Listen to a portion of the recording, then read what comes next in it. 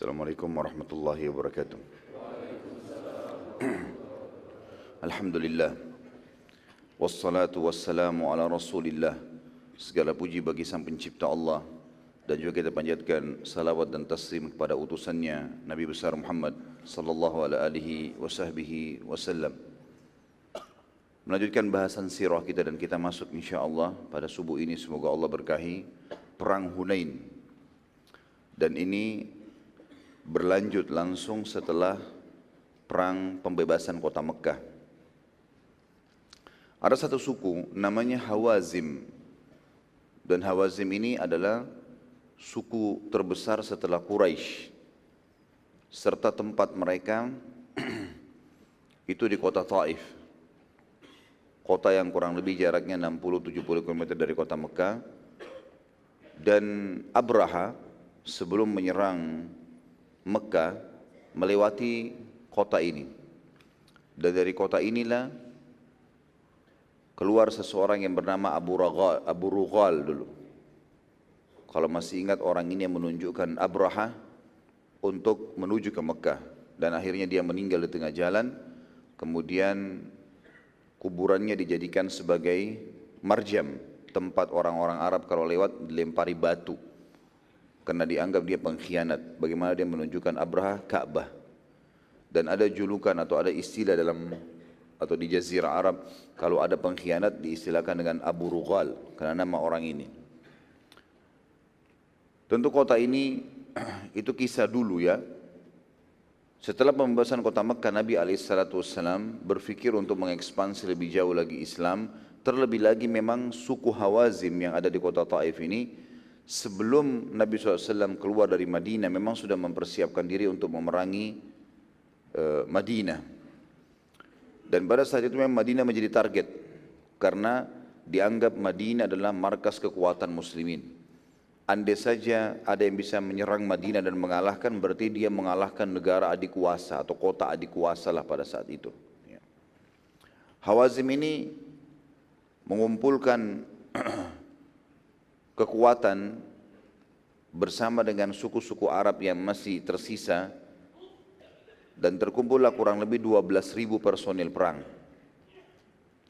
Dan pada saat itu, untuk memberikan semangat perang yang besar, maka Hawazim menunjuk satu orang anak muda dengan postur tubuh yang sangat kekar, gagah, suaranya lantang, pemberani, yang waktu itu umurnya masih 24 tahun. Namanya Malik bin Auf.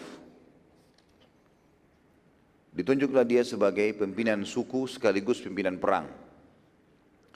Seluruh pecahan suku Hawazim ini, banyak sekali, ada puluhan pecahan cabang daripada suku Hawazim.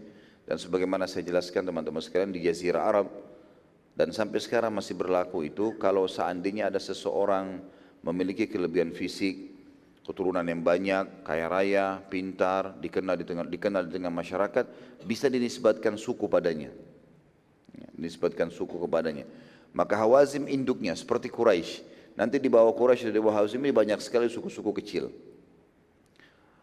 Nah, semua pecahan suku Hawazim ikut berperang kecuali dua suku namanya Ka'ab dan Kilab. Ini enggak ikut-ikutan. Tentu tidak saya temukan sebabnya kenapa dua suku ini tidak ikut berperang, tapi yang jelas dua suku ini disebutkan tidak ikut berperang melawan muslimin. Nabi SAW waktu itu mengutus mata-mata yang berhasil memasuki kota Taif, menyamar menjadi masyarakat di situ, dan bergabung dengan pasukan musuh sehingga ia mengetahui seluruh informasi tentang kekuatan musuh, strategi perangnya, kemudian siapa pemimpinnya dan seterusnya. Namun sebelum ia tiba di Mekah, waktu sudah bawa informasi ini, ternyata pasukan musuh telah keluar meninggalkan kota Taif tanpa sepengetahuan orang tersebut, sahabat tadi itu. Sehingga pada saat dia tiba di Mekah, dia masih menginformasikan kepada Nabi SAW tentang kondisi di kota Taif. Dia tidak tahu menahu kalau pasukan sudah bergerak dari Taif keluar, ingin menuju ke Mekah. Karena Malik bin Auf sudah dengar kalau muslimin dan Nabi SAW sudah menguasai Mekah, maka dia akan bergerak menuju ke Mekah. Tapi subhanallah, Nabi SAW memiliki panduan wahyu, dan wahyu waktu itu memerintahkan Nabi SAW untuk segera keluar. menuju ke kota Taif juga. Keluarlah Nabi SAW dengan niat mengejar kota Taif. Tetapi Nabi SAW sendiri tidak tahu kalau ternyata pasukan sudah keluar. Dan juga tidak diinformasikan masalah, tapi perintah wahyu menyuruh dia keluar alaihissalam. Musuh keluar pada saat itu, keluar dari kota Taif dan melewati sebuah lembah namanya Hunain. Dan Hunain ini lembah yang sangat luas, sampai sekarang masih ada. Saya tidak tahu apakah teman-teman kalau umroh bisa melewati lembah itu atau menuju ke kota Taif. Kalau bisa dengan visa umrohnya bagus sekali untuk mampir. Lembah yang sangat luas dihimpit dengan gunung-gunung batu yang besar. Dan memang dia lembah yang sangat dalam ya. Dari atas itu harus turun, lembah yang dalam dikenal dengan Hunain. Sampai hari ini pun masih dikenal dengan nama yang sama. Musuh pada saat itu sudah berhasil tiba di Hunain. Dan ternyata Malik bin Auf mengirim mata-matanya dan dia mendengar kalau Nabi SAW sudah keluar dari Mekah. Jarak antara Mekah sama Taif kurang lebih 60 atau 70 km. Sangat dekat, kurang lebih setengah hari saja perjalanan pada zaman itu. Maka Malik bin Auf meletakkan pasukannya di lembah Hunain itu. Dan ada strategi yang luar biasa yang dia lakukan.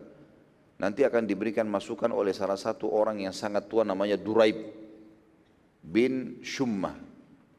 Orang ini orang sangat dituakan di suku Hawazim dan umurnya waktu itu sudah mencapai 160 tahun. Ya, sangat tua.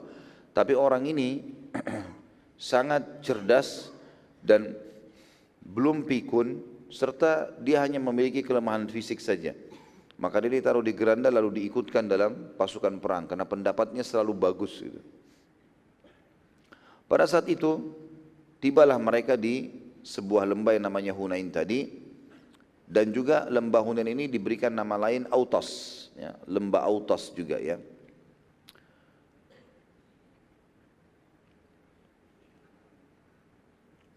Malik bin Auf pada saat itu mengeluarkan sebuah instruksi yang unik. Pada saat pasukan mulai bergerak dari kota Taif, ia menyuruh seluruh pasukan yang 12.000 itu membawa keluarga mereka semuanya. Seluruh prajurit bawa keluarganya, bawa istri, bawa anaknya. Semua tidak boleh ada yang tinggal di rumahnya. Dan itu tujuan utamanya agar tidak ada di antara pasukan melarikan diri. Itu tujuannya. Duraib bin Shummah yang sudah 160 tahun tadi, bagaimanapun dia dulu bekas kepala suku dan sekarang karena sudah tua tidak dinobatkan lagi, tapi pendapatnya selalu didengarkan. Apa yang dia bilang sudah menjadi seperti sebuah hukum dari suku atau di suku Hawazim itu sendiri. Waktu dia mendengar, karena dia buta matanya, dia tua sekali, dia mendengar ada suara perempuan dan suara anak-anak. Dia bertanya sama orang-orang di sekitarnya, kenapa saya dengar ada suara perempuan dan anak-anak? Bukankah pasukan sudah bergerak? Kata mereka, itu para istri dan anak-anak prajurit yang telah diperintahkan oleh Malik bin Auf untuk ikut serta. Duraib lalu berkata, panggilkan untukku Malik bin Auf. Umurnya masih 24 tahun, ini 160 tahun. Maka Malik waktu datang, Duraib bertanya, keputusan apa yang kau sudah ambilin?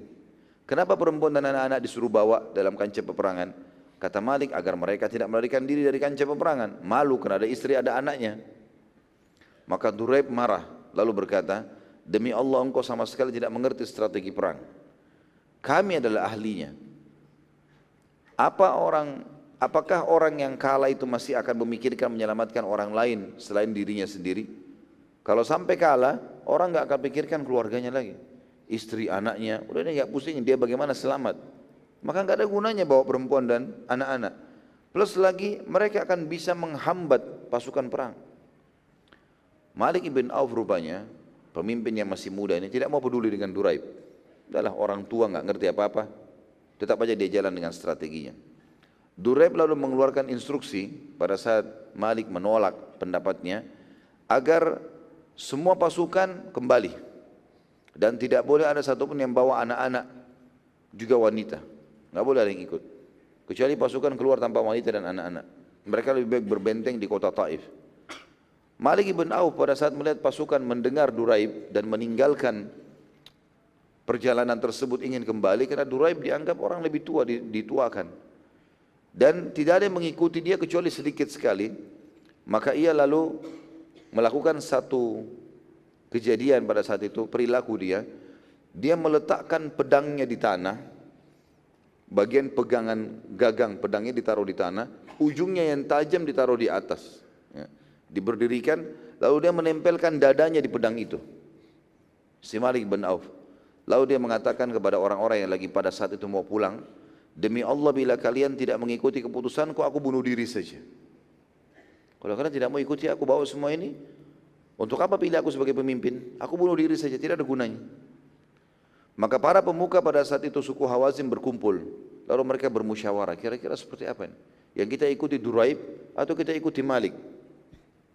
Duraib orang yang berpengalaman, sudah tua dan punya pengalaman perang banyak. Sementara Malik masih muda, belum punya pengalaman perang. Bahkan di dalam beberapa buku riwayat atau beberapa riwayat yang menjelaskan dalam buku-buku sejarah, Malik bin Auf belum pernah memimpin peperangan kecuali peperangan itu. Sebelumnya belum punya pengalaman sama sekali. Tapi setelah bermusyawarah, maka mereka mengambil kesimpulan lebih baik ikuti Malik bin Auf. Dia masih muda, energik, daripada Duraib sudah tua, apalagi dia pada saat itu buta, tidak bisa melihat.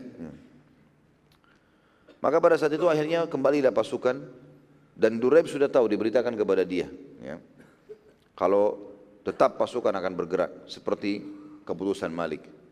Duraib lalu berkata, sungguh walaupun aku hadir dalam peperangan ini, tapi seakan-akan aku tidak mau menyaksikannya, karena risikonya sangat berat nih. Duraib lalu bertanya, lembah apa ini? Pada saat mereka sudah turun di lembah Hunain tadi, atau Autas, para prajurit mengatakan Hunain. Duraib tahu betul lokasi itu, maka dia mengatakan tempat yang sangat bagus untuk peperangan, karena dia dihimpit oleh gunung-gunung batu. Kalau kita lebih dulu tiba di lokasi itu, maka musuh pada saat turun bisa kita serang langsung. Lalu dia mengatakan, panggilkan untuk Malik bin Auf lagi. Malik datang lagi. Lalu Duraib berkata, bila di pendapat pertamaku engkau tidak mau dengar, maka jangan engkau tolak pendapatku yang kedua. Ini saranku. Kata Malik, baik, apa itu? Kata Duraib, sungguh lembah ini sangat bagus untuk peperangan, maka buatlah benteng-benteng pertahanan untuk pasukan. Sebagian athar menyebutkan, buatlah lubang-lubang di padang pasir. Jadi antara tebing-tebing gunung dengan lembah itu dibuat lubang-lubang, sembunyikan pasukan di dalam situ. Kesannya lembah kayak kosong. Nanti begitu musuh masuk, maka semuanya bisa keluar dari padang pasir yang dibuat lubang yang ditutup dengan batu-batu, kalau mereka bisa menyerang musuh tiba-tiba. Maka pada saat itu Malik pun setuju dengan pendapat tadi, dan akhirnya dia membuat posko-posko pertahanan tadi, tapi unik, digalilah gunung tersebut, ya, dan lubang-lubang padang pasir itu dibuat lubang-lubang lembah itu, kemudian dimasukkanlah setiap lubang sekian jumlah prajurit-prajurit perang yang nanti kalau mereka sudah dengar ada suara pasukan musuh datang, musuh yang muslimin, maka mereka keluar menyerang. Dari sisi lain, Nabi SAW bersama pasukan muslimin sudah bersiap-siap meninggalkan Mekah dan menuju ke Hunain juga. Maksudnya ke Taif. Dan Nabi SAW sempat mengirim mata-mata beliau, dan beliau mendengarkan kalau Malik bin Auf juga sudah keluar. Tapi waktu itu belum ada informasi kalau mereka sudah membuat benteng di Hunain. Kejadian tersebut terjadi di hari kedua dari bulan Syawal. Hari ini Idul Fitri, besoknya. Setelah Nabi SAW menghabiskan kurang lebih 19 hari di Mekah, bersama Nabi SAW keluar pasukan lengkap dari muslimin yang datang dari Madinah, 10.000 orang, dan ditambah lagi 2.000 dari para mu'allaf yang masih musyrik. Ditambah lagi, 2.000 orang bercampur antara mu'allaf dan ada yang masih musyrik, seperti Safwan bin Umayyah bin Khalaf. Hanya partisipasi berperang karena antara Quraisy dengan Hawazim memang ada persaingan dari dulu, ada permusuhan sebelum Islam. Dan Safwan bin Umayyah bin Khalaf yang keluar karena membela kaumnya, sementara ia masih dalam keadaan musyrik. Dan ini juga keluar sebuah hukum di sini. Kalau ada pasukan jihad berjalan, misalnya dari Indonesia keluar, contoh saja, kemudian ada warga Indonesia yang ikut karena ingin membela Indonesia sendiri, mereka non-muslim, itu dibiarkan saja ikut. Tapi tidak ada urusannya dengan masalah pahala jihad, apa segala macam, tidak ada urusannya masalah itu. Karena Nabi SAW melibatkan kaum musyrikin pada saat itu. Tapi mereka tidak punya peran sama sekali. Bukan jadi pemimpin pasukan, bukan prajurit biasa.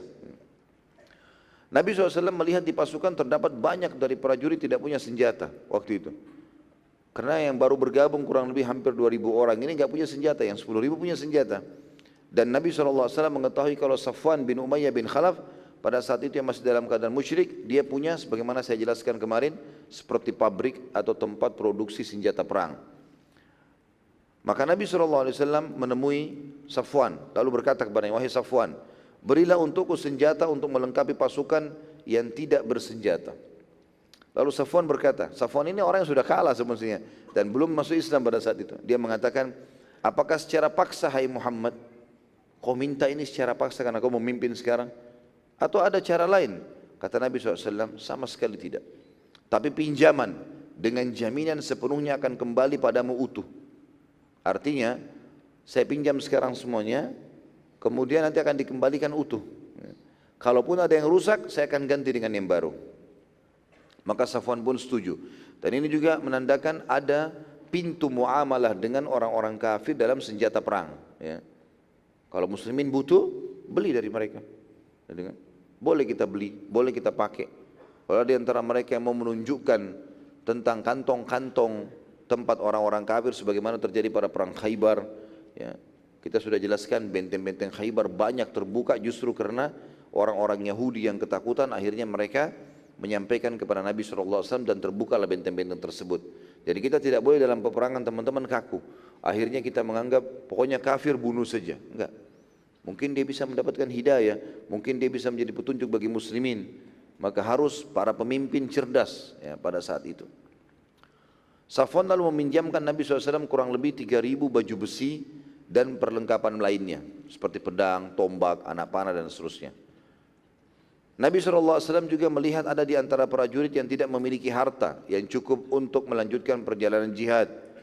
Dan ini menandakan juga teman-teman sekalian bahwasanya jihad itu butuh pengorbanan bukan cuma jiwa tapi juga harta. Dan pentingnya seorang muslim memiliki sumber-sumber harta yang akhirnya membantu dia untuk bersedekah.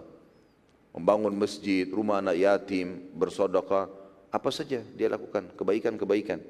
Karena memang harta ini sebagaimana sabda Nabi SAW dalam sebuah hadis, nikma malu salih biadi abdis salih.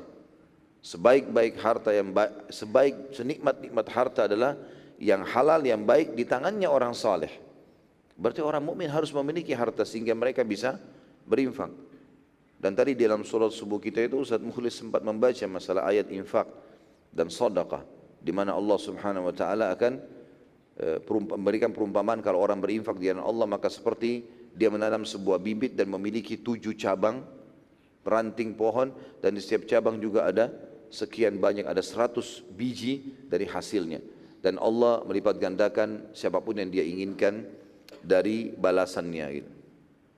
Nabi SAW melihat ada sebagian pasukan yang tidak punya harta untuk melanjutkan jihad, maka Nabi SAW meminjamkan dari penduduk Mekah harta secukupnya akan dikembalikan setelah pembebasan atau perang Hunain.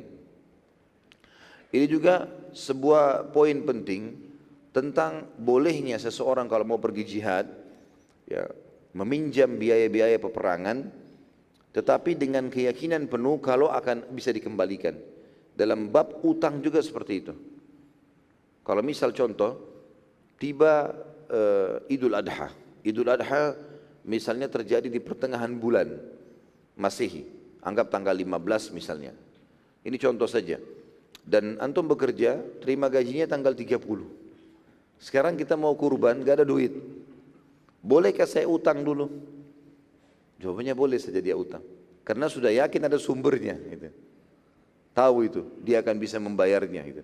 Kalau tidak dia lakukan sekarang mungkin luput. Karena kalau lewat hari Nahar, tanggal 10 Zulhijjah dan hari Tasyrik 3 hari setelahnya, maka sudah tidak ada lagi kesempatan untuk berkurban di hari yang diperintahkan oleh Allah Subhanahu wa taala. Luput itu. Sama dengan akikah, anak kita lahir di hari ke-7 diakikahkan. Baik, mungkin jatuh temponya pas di pertengahan bulan. Kalau kita tidak lakukan maka lewat hari ke-7 yang merupakan hari yang paling afdal.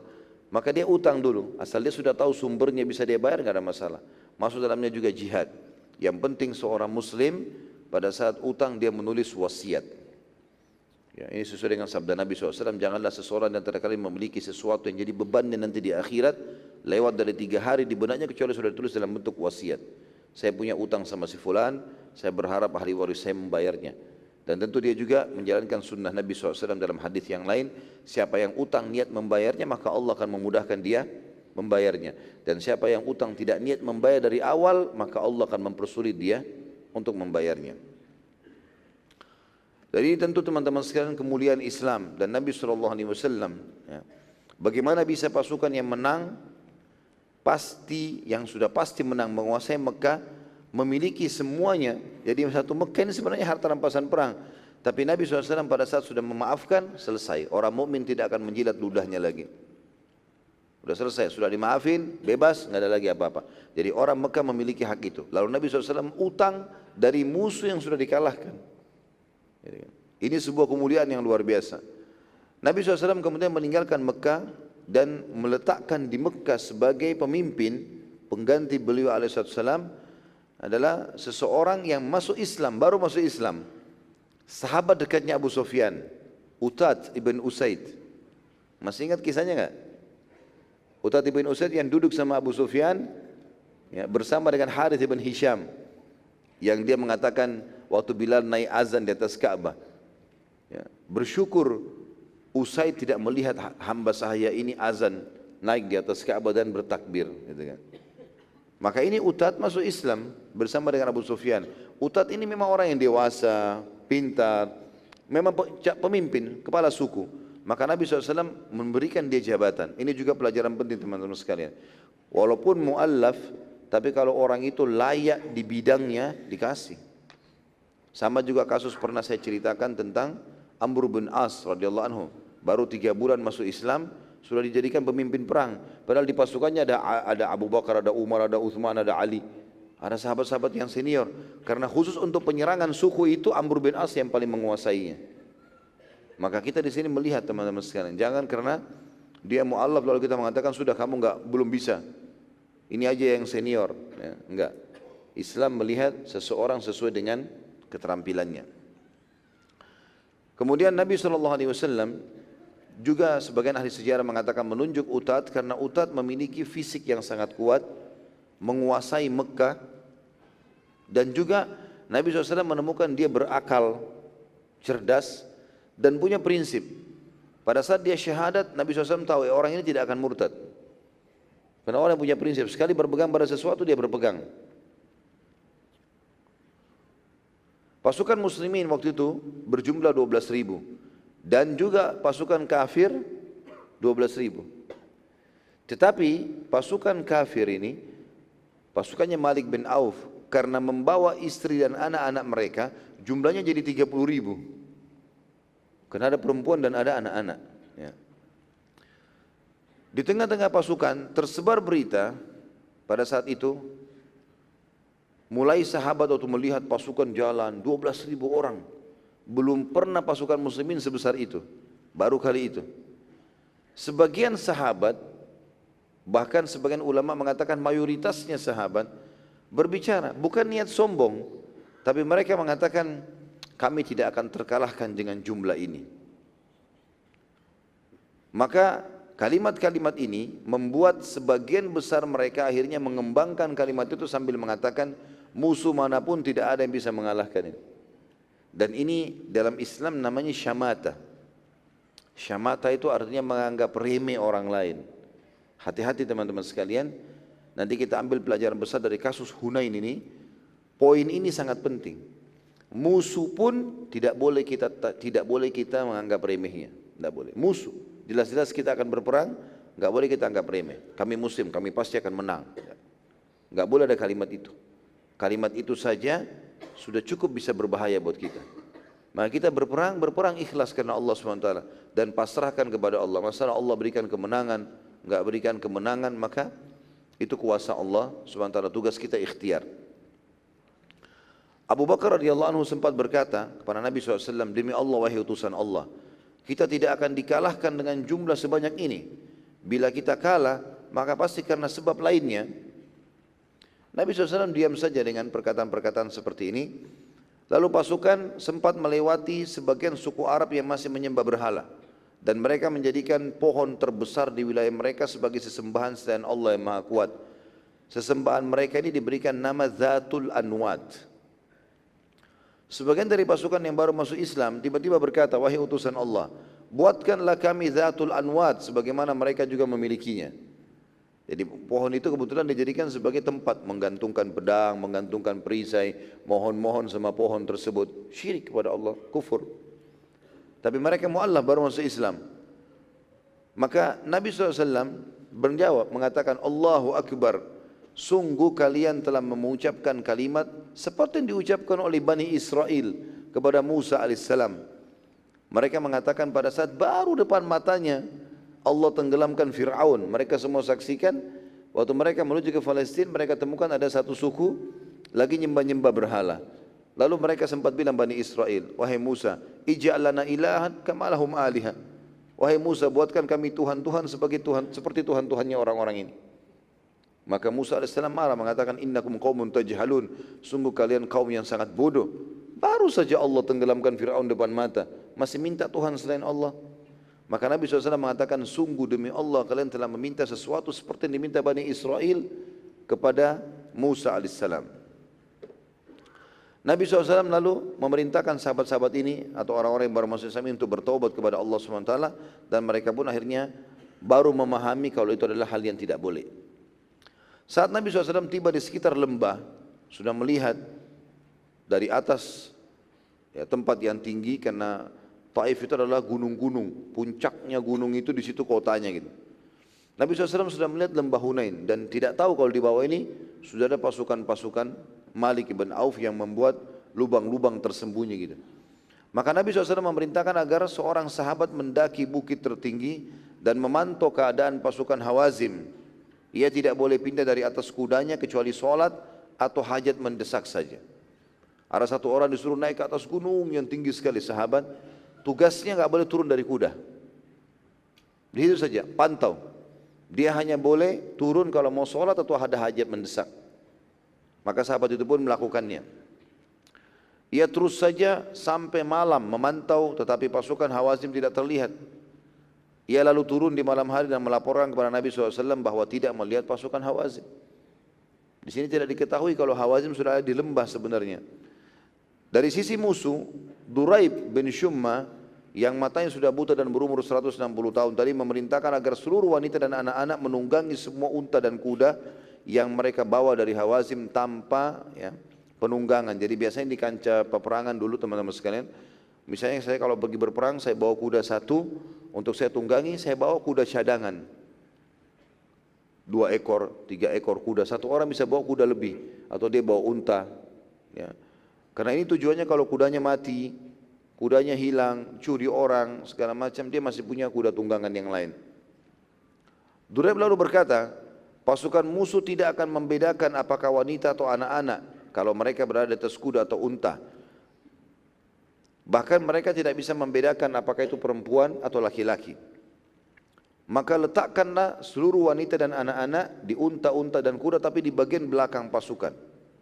Dan strategi ini sempat berhasil karena tadinya pasukan musuh yang jumlahnya hanya sekitar 12.000 itu terlihat seperti kurang lebih 80.000 atau 30.000 pasukan. Jadi banyak sekali. Pasukan Hawazim yang sembunyi di lembah dan mereka pada saat itu membuat lubang-lubang sebagaimana saya bahasakan tadi.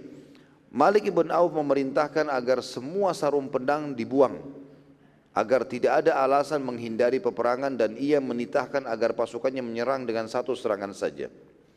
Nabi SAW saat melihat lembah kosong, enggak ada lembah, enggak ada orang di lembah itu, maka Nabi SAW memerintahkan agar 1.000 prajurit muslimin dari suku Sulaim semuanya dipimpin oleh Khalid bin Walid turun lembah duluan. Tapi karena lembah Hunain ini terjal sekali ya. Kalau mungkin di Google bisa ditemukan, kalau ditulis lembah Hunain insya Allah akan keluar gambarnya itu. Jadi memang dia gunung, ada banyak gunung-gunung lalu terjal sekali ke bawah. Dan di bawah itu adalah lembah yang sangat luas, di situ terjadi peperangan. Jadi orang kalau turun dari atas, sementara ada pasukan di atas menunggu, 1.000 orang turun pasukan Khalid bin Walid ini. Pada saat mereka turun, yang di atas tidak tahu apa yang terjadi pada pasukan Khalid ini karena terjalnya. Gitu. Pada saat itu turunlah Khalid bin Walid ke lembah. Tiba-tiba saja pada saat 1000 pasukan tersebut sudah turun di lembah, Nabi SAW memerintahkan setelah melihat sudah turun semuanya, turun lagi nyusul yang lainnya, tambah lagi 1000 orang. Maksudnya bertahap turunnya. Tapi rupanya di bawah ini Malik ibn Auf sudah berusaha menunggu, dan begitu dia lihat pasukan muslimin sudah mulai turun, sebelum memposisikan kaki yang tepat di lembah Hunain, maka tiba-tiba saja diserang. Dan serangan tersebut betul-betul luar biasa karena membuat pasukan suku Sulaim dari muslimin kocar-kacir. Karena tiba-tiba kuda mereka masih sementara turun ke bawah, dan turun ini terjal, apalagi padang pasir, bukan batu-batuan tapi padang pasir yang memang bisa licin dan seterusnya.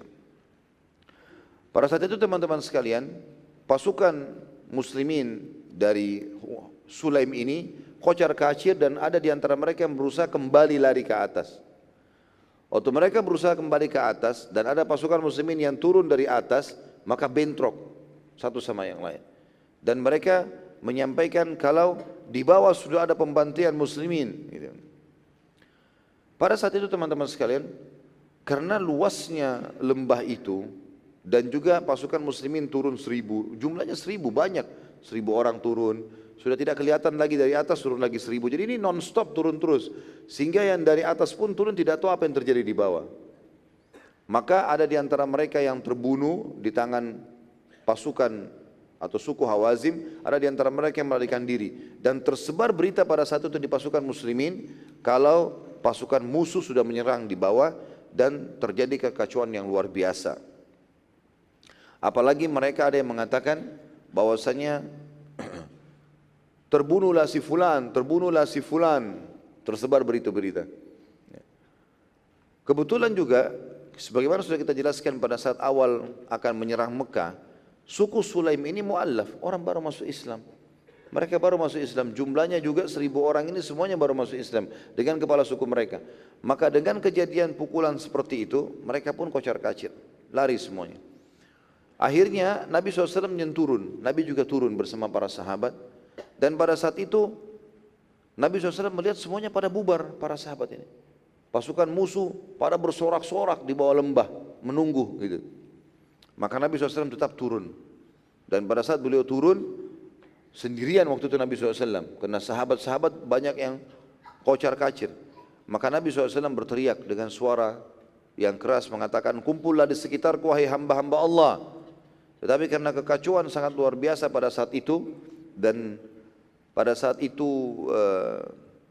orang pada berlari-lari gitu kan, maka para sahabat senior saja yang bertahan. Di sebagian buku sejarah dikatakan bahwasanya yang tertinggal bersama Nabi SAW hanya 100 orang dari 12.000. Sisanya semua lari. Bahkan ada di antara para mu'allaf yang dari Mekah, yang dari 2.000 orang itu melarikan diri sampai ke Mekah. Ya. Pada saat itu ada seseorang yang bernama Syaibah bin Uthman bin Abi Talha. Syaibah bin Uthman bin Abi Talha ini ayahnya mati terbunuh di tangan muslimin. Ia pura-pura masuk Islam hanya untuk membalas kematian ayahnya, dan ia ikut di Hunain hanya untuk mencari kesempatan membunuh Nabi SAW. Jadi ini kejadian mukjizat yang lain ini. Waktu Nabi SAW lagi sendirian dan memanggil para sahabat untuk berkumpul, sementara proses 100 orang yang bersama Nabi SAW ini berkumpul, orang ini melihat kesempatan itu, Nabi SAW sendirian, Syaibah ini. Maka dia menghenuskan pedangnya lalu mendekati Nabi SAW. Nabi SAW melihatnya lalu berkata padanya, ada apa dengan wahai Syaibah? Kata dia, aku ingin membela wahai utusan Allah. Nabi SAW berkata, beristighfarlah kepada Allah. Waktu itu Nabi sendirian, sahabat lagi tidak ada. Syaibah beristighfar, mengatakan astagfirullah. Lalu Nabi SAW meletakkan lagi tangannya yang mulia di dada Syaibah, yang saat telapak tangan Nabi SAW diangkat, Syaibah pun berkata, tiba-tiba aku menemukan Nabi SAW manusia yang paling aku cintai, padahal sebelumnya aku sangat membenci dia. Dan aku tiba-tiba merasa dadaku terlapangkan buat Islam, dan sekarang terbalik. Gara-gara perbuatan Nabi SAW ini, maka Syaibah balik menghenuskan pedangnya tadi yang penuh, pedang terhunus tadi, dia membunuh Nabi SAW, dia membela Nabi SAW. Jadi berdua dengan Nabi. Kuasa Allah SWT. Sampai akhirnya terkumpullah sahabat-sahabat Nabi di situ, Abu Bakar, Umar, Uthman, Ali, Talha, Zubair berkumpul semua, termasuk paman Nabi SAW Abbas, yang kurang lebih tadi saya katakan jumlah mereka 100 orang. Maka Nabi SAW berkata kepada Abbas, wahai Abbas, panggillah orang-orang, suruh mereka kembali. Abbas ini saya sudah katakan kemarin, suaranya sangat lantang, keras, sampai dia kalau mau panggil pengembala dombanya dari depan rumahnya saja, suaranya kedengaran di padang pasir gitu, ya. Abbas mulai memanggil, wahai hamba-hamba Allah, kumpullah, ini adalah utusan Allah. Tapi masih saja pasukan berserakan, karena kacau ini, ya. Kalau mereka lagi lari, ya, ini susah untuk ditahan. Maka pada saat itu tidak berkumpul, serta umumnya masih melarikan diri. Nabi SAW mengatakan, wahai Abbas, panggil, katakan, wahai orang-orang yang telah membaiat di bawah pohon, kumpullah. Yang 1.400 orang di kesepakatan Hudaybiyah, yang juga ikut di Khaybar, panggil mereka. Maka Abbas mengatakan, wahai para pembaiat di bawah pohon, mana baiat kalian? Mendengarkan kalimat baiat ridwan, dan sudah pernah kita jelaskan pada saat kesepakatan Hudaybiyah, kalau Nabi SAW setelah dibaiat, para sahabat meletakkan tangan di atas tangan Nabi SAW lalu mengatakan, aku janji setia Rasulullah hidup mati untuk agama Allah. Maka Nabi SAW mengatakan, tidak ada seorang pun di antara kalian kecuali pasti ahli surga. Ada jaminan surga. Begitu dipanggil, wahai ahli baiat ridwan, wahai ahli syajara, yang baiat di bawah pohon, maka para sahabat tiba-tiba mulai mendengarkan itu. Tersebar berita, Rasulullah memanggil ahli syajara dipanggil. Sebagian mereka menceritakan kejadian tersebut saat Nabi SAW memanggil pembaiat atau para pembaiat di bawah pohon. Sebagian mereka sedang melarikan diri dan tidak bisa lagi menghentikan kudanya yang sedang berlari kencang, maka ia pun loncat dari kudanya dan kembali ke kancah peperangan dan akhirnya bergabung dengan Nabi SAW. Tapi karena suara, walaupun suara Abbas besar, lembah Hunain luas, kancah peperangan, perang lagi berkecamuk, maka berkumpul saya katakan tadi hanya 100 orang saja. Dan uniknya, di antara 100 orang itu ada 2 wanita. Namanya Ummu Umarah, ini terkenal, Nusaybah binti Ka'ab radhiyallahu anha. Ini memang wanita hampir semua peperangan Nabi SAW hadir. Ummu Umarah, ya, yang pada saat Nabi SAW di perang Uhud mengatakan, waktu seluruh anak-anak panah dan tombak-tombak Quraisy terarahkan padaku di Uhud, aku menemukan Ummu Umarah atau Nusaybah binti Ka'ab radhiyallahu anha. Itu Nusaybah binti Ka'ab mematah-matahkan anak panah dan tombak tersebut. Dia bersama dengan Ummu Hakim. Maka Ummu Umarah berkata, wahai Rasulullah, apakah kami bisa menghukum mati para prajurit yang melarikan diri dari kancah peperangan? Jadi ini luar biasa imannya perempuan ini.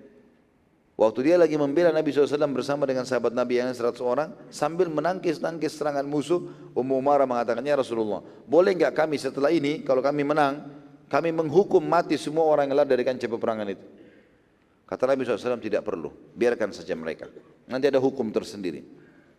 Sementara Ummu Hakim siap dengan pedangnya di tangannya, dan ditanya oleh Nabi SAW, apa yang kau lakukan dengan pedangmu, wahai Ummu Hakim? Kata Ummu Hakim, bila aku menemukan siapapun dari musyrik, ya, di depanku, maka aku akan menyobek perutnya. Maka Nabi SAW tersenyum dengan keputusan Ummu Hakim itu, sambil mereka terus menangkis serangan-serangan musuh. Jadi cuma 100 melawan 12.000 pasukan itu. Tapi subhanallah, pada saat genting seperti itu, pertolongan Allah SWT datang. Para malaikat yang maha suci, ya, mereka diturunkan oleh Allah Subhanahu wa taala. Para malaikat diturunkan oleh Allah yang maha suci dan maha perkasa dari langit. Kaum muslimin pada saat itu sempat melihat warna hitam di langit, gelap. Dan saat warna hitam itu mendekati lembah dan tersebar di seluruh lembah, ada salah seorang dari mereka mengatakan, kami kesulitan membersihkan lebah-lebah hitam yang menempel di badan salah seorang di antara kami. Jadi pada saat itu tiba, ternyata warna hitam itu mendekat lembah, dan yang ketimpa muslimin adalah seperti lebah-lebah warna hitam. Dan mereka berusaha membersihkan saking banyaknya lebah-lebah itu. Tapi orang-orang kafir Quraisy, orang-orang Hawazim, nanti ada di antara mereka yang masuk Islam menceritakan masalah itu. Di antaranya Malik ibn Auf nanti masuk Islam, pimpinan perang mereka. Itu menyaksikan Banyak sekali pasukan berkuda putih, ya, yang di atas kuda tersebut terdapat laki-laki menggunakan baju-baju yang berwarna putih dan berbadan kekar, serta mereka bercahaya. Ini tentu pasukan malaikat yang datang membantu Nabi SAW karena pasukan kocar-kacir pada saat itu. Saat melihat kejadian tersebut, Hawazim ketakutan karena jumlah pasukan malaikat banyak sekali. Walaupun tidak disebutkan jumlahnya. Kalau di perang Badar disebutkan tentang jumlah mereka, ya, berapa ribu yang malaikat yang datang. Tapi di sini tidak disebutkan. Tetapi pasukan malaikat penuh di lembah tersebut. Maka pasukan Hawazim untuk lihat pasukan malaikat datang, mereka pun bubar, lari, kocar kacir sekarang. Seluruh lembah pada saat itu penuh dengan ghanimah. Spontan saja mereka lari semuanya, meninggalkan pedang, perisai segala macam. Dan seperti yang dikatakan oleh Durab, ya, kalau pasukan pada saat kocar kacir mereka tidak akan membawa lagi atau memikirkan istri dan anak-anak mereka. Maka akhirnya tertinggallah seluruh unta-unta dan kuda Hawazim, wanita mereka, anak-anak mereka, dan tinggal laki-lakinya. Semuanya mereka melarikan diri. Termasuk Malik bin Auf sendiri melarikan diri. Pada saat itu mereka lari ke ujung lembah Hunain. Kemudian mereka naik ke atas posisi gunung yang cukup tinggi pada saat itu. Kemudian Malik mulai lagi mengumpulkan kekuatan. Kita berkumpul dulu. Ghanimah kita semua, pedang-pedang dan perisai kita semuanya ada di bawah. Anak perempuan kita di bawah. Kita harus melawan lagi. Pada waktu yang bersamaan, muslimin yang tadinya kocar kacir itu mulai masuk. Mulai masuk bersama Nabi SAW. Lalu Nabi SAW memerintahkan, kejar. Dikejarlah oleh sebagian sahabat. Lalu kemudian Malik bin Auf terus mengumpul pasukannya, mengatakan biarkan, mereka menyerang biarkan, kita kumpul terus. Sampai jumlah mereka terkumpul waktu itu Malik bin Auf kurang lebih 10.000 orang. Karena mereka jumlahnya 12.000. Mereka terkumpul 10.000 orang. Lalu pasukan muslimin, karena Nabi SAW mengatakan siapa yang sudah masuk lembah kejar Malik bin Auf, kejar. Jadi ada 2 orang, ada 5 orang, ada 10 orang, ada 100 orang, kejar. Jadi pasukan muslimin tidak berkumpul jadi satu. Maka setiap kali ada pasukan muslimin yang mendekat, kata Malik bin Auf, kira-kira dari suku mana itu? Siapa yang menyerang ini? Mereka bilang dari ciri khasnya ini suku Sulaim. Rupanya suku Sulaim ini mereka punya ciri khas, dikenal. Setiap suku Arab dulu punya ciri khas dalam berperang. Di antaranya suku Sulaim ini meletakkan cemeti mereka di bagian kepala kuda. Jadi tempat meletakkan anak panah itu bukan ditaruh di punggung belakang, tapi ditaruh di bagian kepalanya kuda, di depan untuk mudah diambil. Itu ciri khasnya suku Sulaim. Maka mereka tahu dari situ gitu. Maka kata Malik bin Auf, biarin aja, suku Sulaim bukan ahli perang. Kumpul aja terus. Selang beberapa waktu, datang lagi beberapa orang dari muslimin, lalu ditanya oleh Malik bin Auf, siapa mereka ini? Kata orang-orang, ini adalah penduduk Madinah. Dari sahabat-sahabat Muhammad, dan ciri mereka meletakkan cemeti panah mereka di bagian belakang kuda. Jadi caranya untuk mengambil anak panah mereka dari belakang ambil. Itu penduduk Madinah ciri khasnya. Kata Malik, tidak usah khawatir, tetap berkumpul, kita masih bisa melawan mereka. Selang beberapa waktu datang lagi kelompok muslimin yang ketiga, jumlahnya lebih besar lagi. Dan mereka meletakkan cemeti mereka di bagian kuping kudanya. Jadi diikat dengan bagian tali pinggirnya itu ada cemeti ditaruh di situ, tempat peletakan anak-anak panah. Maka Malik bertanya, siapa mereka ini? Kata mereka, sahabat Muhammad tapi dari penduduk Mekah. Lalu Malik bertanya lagi, siapa yang bersama mereka itu yang memiliki imamah berwarna kuning? Kebetulan di pasukan penduduk Mekah ada satu orang ikut tapi imamahnya kuning gitu. Maka mereka berkata, itu Zubair bin Awwam. Apa kata Malik? Kalau begitu sekarang lari. Kenapa terjadi ini teman-teman sekalian? Rupanya Malik bin Auf ini punya kisah sendiri dengan Zubair. Zubair bin Awwam orang yang sangat pemberani. Yang kita sudah ceritakan di perang Khaybar, bagaimana dia membunuh tokoh-tokoh Yahudi gitu kan. Dan setiap kali perang berkecamuk pasti dia selalu di depan, baru takbir dia serang sendiri pasukan musuh. Pemberani sekali. Di masa kecil, Malik bin Auf ini pernah duel berantem sama Zubair dan selalu kalah. Selalu kalah. Maka dia begitu lihat Zubair dan disampaikan itu adalah Zubair, dia lari. Karena secara pribadi punya ketakutan masa kecil. Hikmah Allah Subhanahu wa taala. Maka pada saat itu gara-gara kejadian tersebut Malik nggak jadi melawan, pergi lari. Malik waktu itu melarikan diri ke wilayah Lai namanya, yang merupakan benteng terkuat di wilayah kota Taif. Nabi SAW berkata kepada para sahabat, carikan untukku Khalid bin Walid. Jadi sudah waktu lembah sudah dikuasai oleh Nabi SAW, sahabat sudah mulai berkumpul, suruh cari Khalid bin Walid. Perlu kita review kembali, Khalid bin Walid memimpin pasukan Sulaim, suku Sulaim, waktu awal turun di lembah. Kan langsung diserang tiba-tiba. Suku Sulaim kan bubar, Khalid bin Walid rupanya jadi korban pada saat itu, radhiyallahu anhu.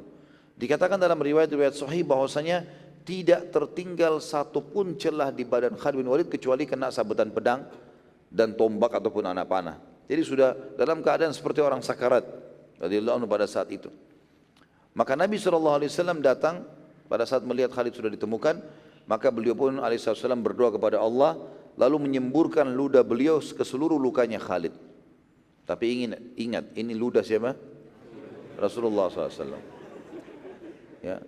Kemudian beliau pun mengusap ludah tersebut di seluruh lukanya Khalid bin Walid. Dan subhanallah pada saat itu ya, lukanya sembuh semua. Dan para sahabat menyaksikan. Padahal sabetan-sabetan pedang, tombak, ada yang lubang, anak panah, luka, di wajahnya pun penuh. Tapi Nabi SAW dengan hikmah Allah SWT berhasil menyembuhkan itu. Lalu Nabi SAW berkata kepada Khalid, bangunlah dan pimpinlah peperangan. Maka Khalid pun tiba-tiba bangun dan menyerang musuh. Duraib bin Shumma salah satu yang melarikan diri, yang orang tadi tua, buta, 160 tahun umurnya, itu lari dengan pemikul-pemikulnya, orang yang memikul, lari dari kancah peperangan. Tapi karena ia buta, gitu kan, pada saat itu dia cuma bisa bilang, mau kemana? Pasukan sudah kalah, larilah, gitu kan. Nah karena rupanya pemikul-pemikul dia ini merasa berat, gitu, maka ditinggal, gitu kan. Ada sebagian athar menyebutkan Duraib ini dia berada di atas unta. Jadi cuma ada satu orang yang pegang tali kekangan untanya. Itu lari orangnya. Maka dia pegang tali unta tersebut, tapi karena dia buta dia nggak tahu ke arah mana kuda unta ini mau diarahkan. Uniknya pada saat itu dia mengarahkan untanya ke arah pasukan muslimin. Maka dia ditangkap oleh satu prajurit muslim namanya Rabi'ah bin Rufai al-Aslami. Rabi'ah bin Rufai al-Aslami. Dan ini Rabi'ah ini orang yang masih sangat muda, umurnya juga masih di bawah 30 tahun, enggak punya pengalaman perang. Sebagian buku menyebutkan Rabi'ah ini baru ikut perang di situ. Pembebasan kota Mekah, lalu perang yang pertama kali di sini. Maka dia lihat di atas unta ini ada kotak. Dia lihat untanya musuh, ada kotak di atas. Dia pikir di dalamnya ini perempuan, gitu kan. Mungkin wanita, anak kecil. Maka Rabi'ah kaget waktu dia lihat suara laki-laki, Duraib. Lalu Rabi'ah menurunkan kotak itu, karena Duraib orang yang kecil sekali, sudah 160 tahun badannya mengecil, diturunkan kotak tersebut. Lalu dibuka tirainya, kemudian Rabi'ah karena belum punya pengalaman dalam membunuh, dia lalu memukul ke arah lengannya Duraib. Ambil pedang, dia mau bunuh sebenarnya niatnya, tapi belum pengalaman titik mana yang dia harus tekan supaya bisa mati, maka dia mengarahkan pedang kena lengan kanannya. Jadi saking kerasnya badannya Duraib ini dan tinggal tulang-tulang saja gitu, keras sekali sampai tidak mempan itu. Tebasan pedang mungkin karena tidak terlalu keras, seperti pedangnya mental gitu. Lalu kemudian pada saat itu keluar sedikit darah, luka sedikit. Duraib berkata kepada Rabi'ah, siapa namamu? Dia mengatakan saya Rabi'ah. Duraib berkata, bukan begitu caranya membunuh hai anakku.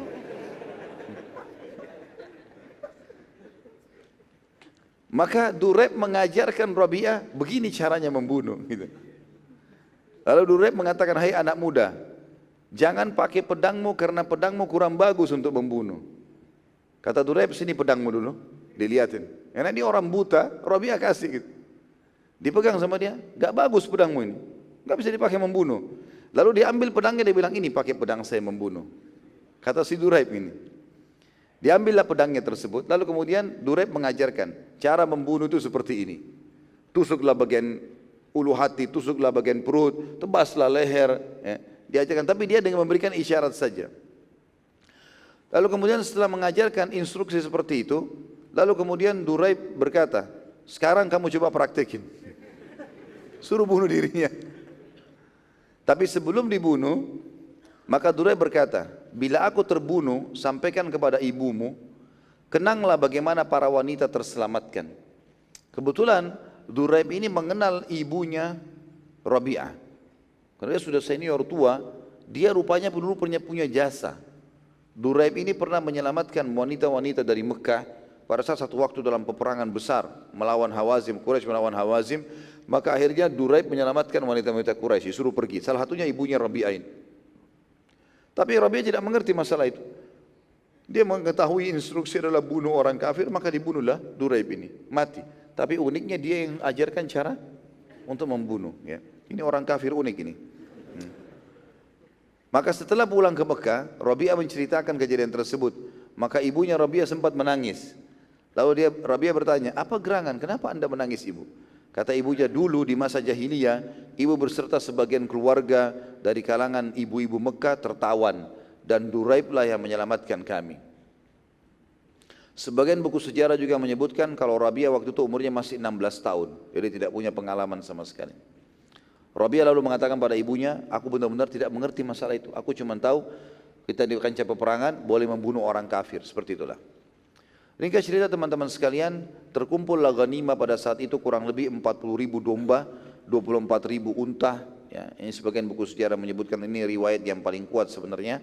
Terkumpul 40.000 domba, 24.000 unta, 8.000 wanita, dan ada 10.000 anak-anak. Serta lembah itu penuh dengan emas dan perak dan tidak bisa terhitung lagi jumlahnya. Seperti yang dikatakan oleh Duraib, yang kalah pasti tidak akan pernah bisa membawa apa-apa, maka Nabi SAW memerintahkan untuk mengumpulkan seluruh ghanimah tadi, dikumpulkan di sebuah wilayah namanya Bi'rana atau Ji'rana. Nabi SAW memerintahkan agar Hudail atau Hudail bin Warqa, ini dari kepala suku Huza'ah, yang memimpin pada saat itu, ya, sukunya untuk mengumpulkan seluruh ghanimah, ya, dan kemudian membawa di hadapan Nabi SAW atau membawanya ke Bi'rana, dan disuruhlah Huzail bin Warqa radhiyallahu anhu ini yang merupakan suku Huza'ah, kepala suku Huza'ah, untuk menjaga itu. Baik, kita akan tutup teman-teman sekalian dengan penyerangan terhadap kota Taif.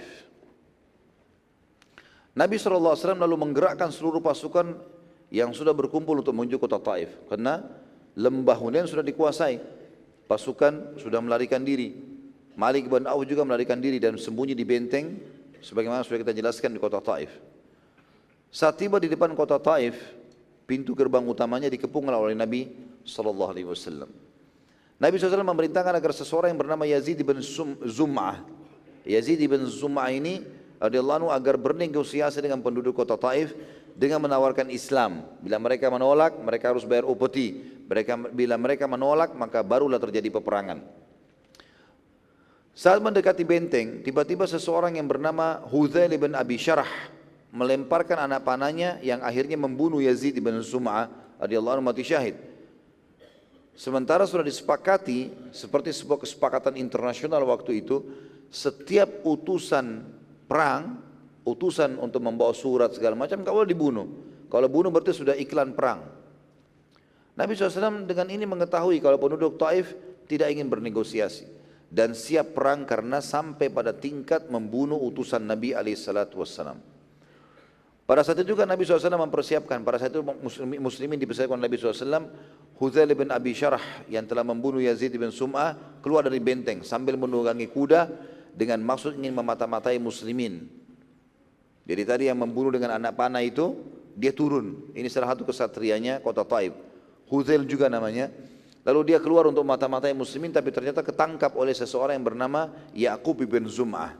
Ini saudaranya tadi yang dibunuh itu, ya, yang merupakan saudara kandungnya Yazid. Nabi SAW lalu memberi kesempatan pada Ya'qub membalas kematian saudaranya dari Ya'qub, memberikan kesempatan baginya untuk membunuh, ya, siapa yang telah membunuh saudaranya tadi. Lalu dia sambil mengatakan, ya Rasulullah, ini Huzail, pengkhianat sekaligus pembunuh saudaraku, izinkan aku membunuhnya. Maka Nabi SAW pun mengizinkan. Beberapa dari pahlawan muslimin mulai menyerang benteng tapi gagal. Karena kota Taif ini bentengnya itu di atas gunung, terjal-terjal. Dan dengan cara seperti ini mereka kalau lepaskan anak-anak panah ke tengah-tengah muslimin itu akan sangat mudah. Maka kewalahan sekali muslimin untuk memenangkan peperangan pada saat itu. Dan Nabi SAW mengepung lama sekali wilayah kota Taif, 40 harian gitu. Nabi SAW memerintahkan agar seluruh wilayah benteng Taif ditanamkan tombak-tombak dan anak-anak panah agar penduduk Taif tidak bisa melarikan diri, tapi juga belum berhasil. Jadi di sekitar pintu gerbangnya, di depan-depannya semua itu digali, tancapin tombak-tombak sehingga keluar runcing-runcingnya tombak tersebut dengan anak-anak panah supaya mereka tidak bisa keluar. Ya. Tapi juga belum berhasil pada saat itu. Maka Nabi SAW memerintahkan agar perkebunan penduduk Taif yang berada di luar benteng mereka akan tebang. Ditebanglah pohon-pohon kurma tersebut karena mereka tidak bisa meletakkan ya, perkebunan mereka di dalam benteng sempit, tidak akan cukup untuk masyarakat tinggal. Abdu Yalail ini kebetulan rajanya Taif yang pernah mengusir Nabi SAW pada saat beliau sedang di kota Taif di awal dakwah dulu ya. Mengirim surat kepada Nabi SAW yang berbunyi, wahai Muhammad, apa urusannya peperangan ini dengan perkebunan kami? Bila kalian menang, maka perkebunan tersebut menjadi hak kalian. Dan bila kalian kalah, maka tetap akan menjadi hak penduduk kota Taif. Akhirnya Nabi SAW memberhentikan penebangan pohon tersebut. Perlu kita garis bawahi teman-teman sekalian, sebenarnya pemimpin Taif yang sebenarnya adalah Urwah bin Mas'ud. Tapi waktu itu dia keluar meninggalkan Taif, maka digantikan oleh Abdu Yalail. Waktu itu Urwah bin Mas'ud ada di negeri Syam, tepatnya di kota Jarash, dalam rangka mempelajari pembuatan meriam dengan tujuan menyerang Madinah. Memang tujuannya untuk itu. Dia pergi ke negeri Syam mempelajari. Ya, waktu itu ada bola-bola batu yang besar dibentuk sedemikian rupa lalu ditaruh di dalam sebuah alat, dilepas talinya kemudian terlempar dengan jarak jauh untuk menghancurkan benteng-benteng. Pada saat itu Uyainah bin Husn menawarkan diri kepada Nabi SAW. Masih ingat Uyainah bin Husn ya? Masih enggak? Masih hidup enggak ini? Hah? Senyap sekali. Hidup ya? Uyainah bin Husn atau bin Muhsin ini adalah pemimpin Ghatafan yang awal ikut bergabung di Madinah, ikut dengan kecemburuan. Dia menawarkan diri kepada Nabi SAW, ya Rasulullah, biarkan saya negosiasi sama orang Taif. Saya tahu siapa mereka ini. Maka Nabi SAW mengatakan, baik, pergilah ke sana. Ya. Kemudian uniknya pada saat dia masuk ke dalam sana, ya, waktu diiyakan oleh Nabi SAW, Uyainah ya, diizinkan masuk. Karena mereka tahu Uyainah ini. Uyainah ini dianggap orang kafir dulunya. Enggak tahu kalau sudah gabung dengan pasukan muslimin. Maka kemudian mereka berkata, ada berita apa dengan Muhai Uyainah? Uyainah bilang, ketahuilah bahwa pasukan muslimin sangat lemah. Maka jangan pernah kalian menyerah. Padahal dia sudah muslim sekarang. Ya. Bukankah kalian telah menyaksikan sendiri kalau di Hunain di awal peperangan kalian telah mengalahkan mereka? Maka sekali lagi bertahanlah. Dan kalian adalah ahli perang dan pemilik benteng yang kokoh. Itu pengkhianatan gitu. Uyainah ini. Pada saat Uyainah kembali ke pasukan muslimin, Nabi SAW bertanya kepadanya, ada berita apa yang kau bawa hai Uyainah? Dia bilangnya, Rasulullah, sesungguhnya aku telah menakut-nakuti mereka. Seraya berkata, siapa kalian sampai ingin melawan Muhammad? Apakah kalian tidak melihat bagaimana pasukan muslimin telah menaklukkan Khaybar? Maka menyerahlah. Dia lupa kalau Nabi SAW Nabi, ada wahyu. Maka Nabi SAW mengatakan, apakah benar yang kau ucapkan hai Uyainah? Benar yang kau ucapkan ini? Dia bilang, iya benar. Nabi SAW mengatakan, engkau telah berdusta. Tapi engkau telah mengucapkan begini dan begitu. Nabi rincikan kata-katanya Uyainah gitu. Pada saat itu Uyainah akhirnya ketakutan. Dan dia baru tahu kalau Nabi SAW ini tahu semuanya gitu. Seperti kasusnya Abu Sufyan yang akhirnya kokoh imannya gara-gara itu. Maka dia pun akhirnya terdiam. Dia nggak bisa ngomong apa-apa. Umar bin Khattab henuskan pedang. Ya Rasulullah, izinkan tebas lehernya. Ini kalau Umar hidup sekarang enak sekali nih ya. Maka Nabi SAW menjawab, biarkan saja dia hai Umar. Agar orang-orang jangan mengatakan Muhammad membunuh sahabatnya. Subhanallah, ini perkataan Nabi SAW luar biasa. Sayangnya banyak di antara muslimin tidak memahami kalimat ini. Maksudnya kata para ulama adalah, jangan sampai ada statement Muslim bunuh Muslim. Di sini takbir, sana takbir. Mau masuk ke surga di bagaimana caranya? Membunuh sama Muslim, enggak mungkin. Dan dalam hadis sahih kata Nabi SAW, sungguh murkahnya Allah memuncak pada orang yang membunuh seorang mukmin atau muslim. Tidak boleh, kecuali ada udzur syar'inya, gitu kan. Maka kita semestinya harus paham masalah ini. Abu Bakar radhiyallahu anhu juga pada saat itu sempat berkata pada Uyainah, wahai Uyainah, apakah engkau mengucapkan, aku bersaksi tidak Tuhan yang berhak disembah kecuali Allah dan Muhammad benar-benar utusan Allah. Kau benar enggak syahadatmu ini? Uyainah lalu mengatakan, ya Rasulullah, maafkanlah aku, jiwaku masih lemah secara keimanan. Gitu. Maka Nabi SAW mengatakan, baiklah, kau dimaafkan, selesai. Tapi mulai sekarang tidak ada lagi utusan-utusan. Gitu. Khalid bin Walid radhiyallahu anhu kemudian keluar menghadap ke benteng musuh pada saat itu dan menantang duel. Ayo siapa kalian yang ahli perang, keluar, lawan saya. Siapa yang akan menduel melawanku? Khalid bin Walid terus mengangkat suaranya. Tidak ada yang keluar satupun. Lalu kemudian Khalid terus menantang sampai akhirnya mereka melempar surat ke Khalid bin Walid pakai anak panah. Isinya, hai Khalid, biar kau berdiri di tempatmu setahun kami tidak akan keluar. Enggak ada duel. Gitu. Mereka tahu siapa Khalid bin Walid. Gitu. Beberapa sahabat lalu membawa benteng kayu ya, atau manjanik. Kalau masih ingat di perang Khaybar, di antara ghanimah adalah ada kayu yang besar disusun sampai tingginya kalau sekarang mungkin mencapai 10-15 meter. Itu ada rodanya pun masih dari kayu waktu itu. Dan ada tangga-tangga, sehingga untuk ke atas paling puncak pun bisa. Jadi dia seperti kotak, kurang lebih tingginya sekitar 10-15 meter, lebarnya sekitar 5 meter. Ya. Dari situ bisa diisi banyak pasukan-pasukan lalu didorong. Tujuannya adalah ditempelkan ke tembok benteng musuh, mereka bisa naik ke atas nanti. Seperti itulah. Dan di bagian depannya itu ditempel kulit-kulit hewan, karena biasanya cara menghancurkan alat seperti ini zaman dulu, mereka melemparkan anak-anak panah mereka yang ada apinya, sehingga kayu itu terbakar dan lagi rontok, gitu kan. Nah, untuk menahan supaya tidak dilempari panah-panah api ini, mereka letakkan kulit-kulit hewan. Itu pun dilumuri dibasahi dengan air. Ya. Kemudian pada saat itu berusaha para sahabat untuk mendekatkan dengan tembok benteng. Namun penduduk Taif melempari benteng kayu tersebut dengan batu dan akhirnya merusaknya. Karena proses pembuatannya masih sangat sederhana waktu itu, maka cukup banyak diantara mereka yang berhasil merusak kayu-kayu tersebut, dan kelihatanlah sahabat yang ada di dalamnya, lalu mereka melemparkan dengan anak-anak panah. Maka cara ini pun gagal pada saat itu. Abu Bakar berkata, mendatangi Nabi SAW, ya Rasulullah, apa strategi perang baru? Semua sudah kita coba ini, tapi belum berhasil. Saat tiba di kemah Nabi SAW, Nabi pun berkata, wahai Abu Bakar, Allah baru saja memberitahukan kepadaku wahyu, kalau ia belum mengizinkan untuk membebaskan kota Taif. Upaya apapun yang kalian lakukan tidak akan menang. Allah sudah suruh cukup sampai sini, disuruh pulang. Abu Bakar berkata, apakah aku perintahkan orang-orang untuk pulang ya Rasulullah? Kata Nabi SAW, iya, suruh pulang semuanya. Sudah enggak ada gunanya lagi di sini. Pada waktu itu, ada seseorang yang bernama Abu Muhjin Al-Thaqafi, salah satu tokoh kota Taif, sedang ribut mulut dengan Umar bin Khattab.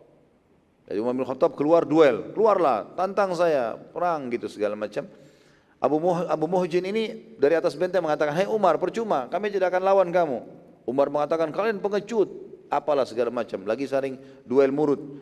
Abu Muhjin lalu berkata, sungguh kalian tidak tahu berperang, bahkan mengepung benteng saja sampai sekian puluh hari tidak bisa menembusnya. Tadi saya sempat keliru, bukan 40 sekian hari ya, 20 sekian hari Nabi SAW mengepung benteng ini. Umar lalu menjawab, kalian hanya seperti biawak yang sedang sembunyi dalam lubangnya karena takut pada musuh. Mau kemana kalian? Demi Allah kami akan menunggu walaupun setahun sampai kalian menyerah. Abu Bakar lalu mendekati Umar dan berkata, hai Umar, jangan ucapkan kalimat itu. Karena Nabi SAW telah memberitahukan kepadaku bahwasanya kota Taif tidak diizinkan oleh Allah untuk dibuka. Maka Umar bertanya kepada Abu Bakar, apakah engkau mendengar langsung dari Nabi SAW? Kata Abu Bakar, iya. Umar lalu berkata lagi, berarti kita balik? Kata Abu Bakar, iya. Beberapa sahabat yang masih semangat mau berperang, terutama orang-orang yang sempat melarikan diri di lembah Hunain, mereka kembali, mereka tidak menghadapi musuh sekarang. Mau berperang, mau menunjukkan penyesalan mereka. Lalu mereka pun berkata kepada satu sama yang lain, demi Allah kita jangan balik sampai membuka kota Taif. Mereka belum dengar kalau Nabi SAW sudah terima wahyu ini. Mereka mendatangi Nabi SAW seraya berkata, wahai utusan Allah, izinkan kami menyerang dan menembus atau menebus kesalahan-kesalahan kami. Kata Nabi SAW, tidak bisa. Allah belum mengizinkan untuk membuka ini. Dan ini poin penting teman-teman sekalian. Bayangkan peperangan dipimpin oleh Nabi SAW, pasukannya Nabi SAW 12.000, dan ada sebuah hadis yang berbunyi, pasukan muslim 12.000 tidak akan terkalahkan. Ada hadis yang seperti itu, dihasankan oleh para ulama. Maka di sini teman-teman sekalian, kita perlu ambil pelajaran. Ada peperangan Nabi SAW menang, di Badar menang, gitu kan? Di perang Ahzab menang. Kemudian ada peperangan yang Nabi SAW dan pasukan muslimin terkalahkan, di Uhud misalnya.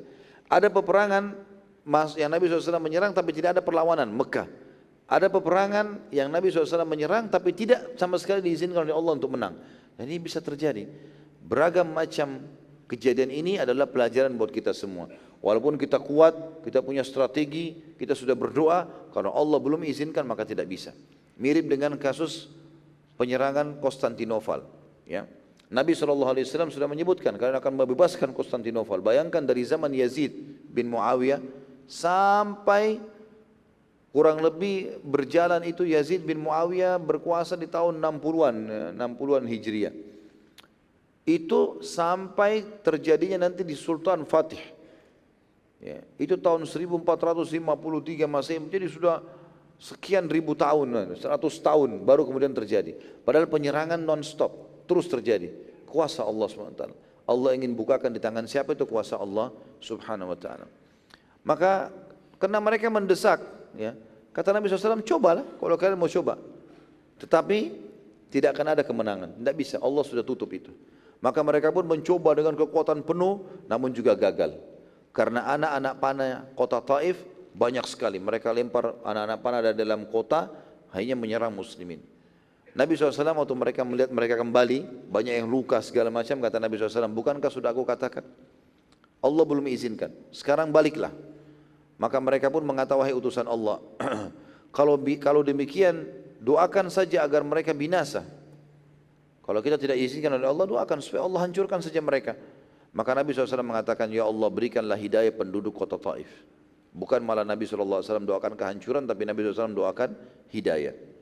Nabi SAW saat itu belum langsung bubar, dan masih menunggu sekitar 10 hari, dengan harapan penduduk Taif datang dan masuk Islam. Juga memohon agar para tawanan dari kaum wanita dan anak-anak mereka dibebaskan. Tapi juga mereka tidak kunjung datang. Maka Nabi SAW pada saat itu mulai membagi harta rampasan perang. Kan banyak dari harta rampasan perangnya kan, ada wanita, ada anak-anak. Nabi tunggu 10 hari tidak ada penyerangan supaya orang Taif tahu kalau kita bukan mau menyerang. Udah tidak usah diserang, berhenti. Tapi masih di situ, nunggu. Ada enggak yang mereka datang mau menyerahkan diri, mau masuk Islam? Nabi SAW melihat tidak ada sama sekali, maka mulailah Nabi SAW membagi-bagi harta rampasan perang.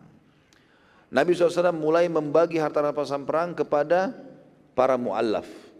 Dan dimulai pada saat itu dengan Abu Sufyan. Nabi SAW menyuruh Abu Sufyan diberikan 100 ekor unta. Ditambah dengan 100 ukiah emas dan perak. Banyak sekali harta ini, melimpah. 1 ekor unta saya sudah mahal sekali, apalagi 100 ekor unta. Plus 100 ukiah. Ya, ukiah itu mungkin bisa, 1 ukiah itu bisa belasan atau mungkin puluhan kilo emas.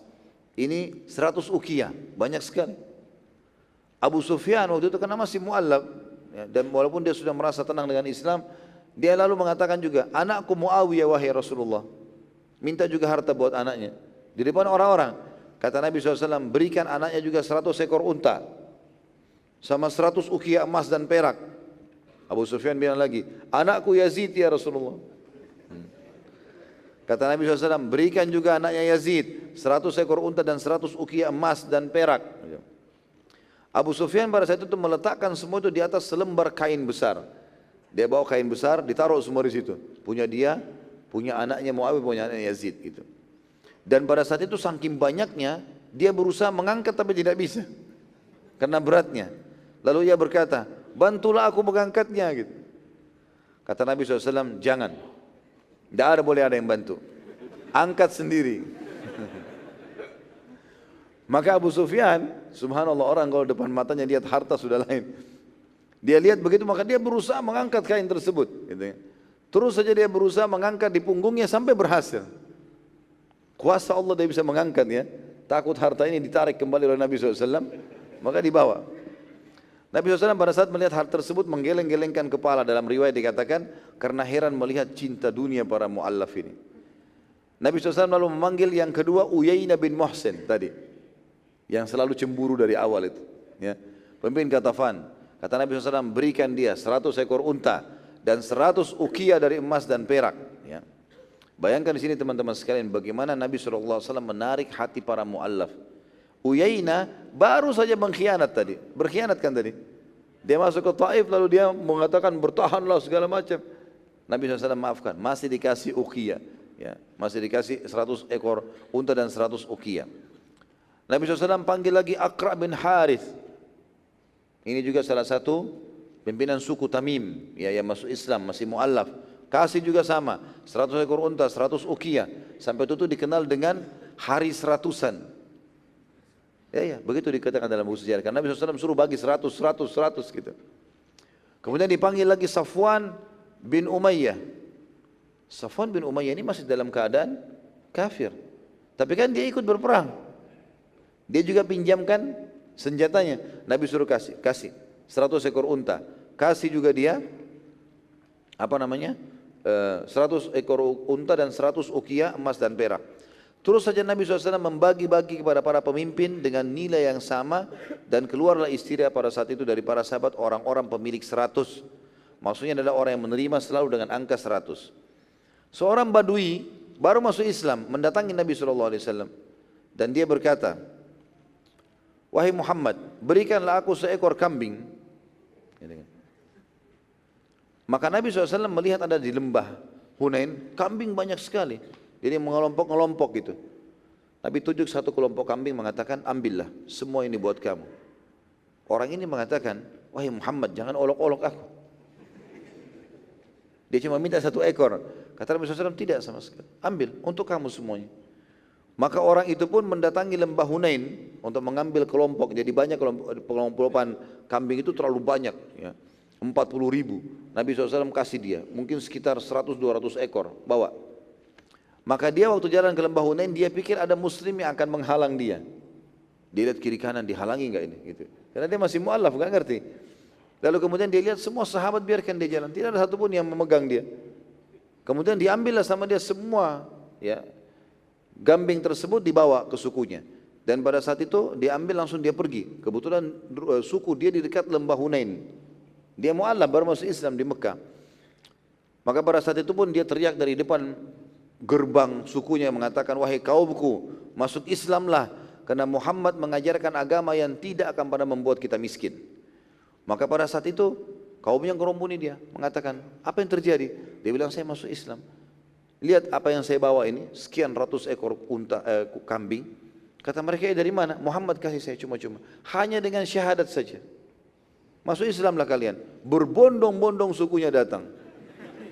Waktu Nabi SAW lagi bagi-bagi harta rampasan perang ini, maka mereka berkumpul dan tersebar berita di seluruh lembah Hunain.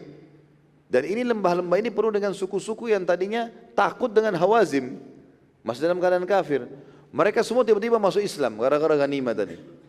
Dan saking banyaknya orang-orang Badui datang memenuhi sekitar Nabi SAW, syahadat minta ghanimah, syahadat minta ghanimah.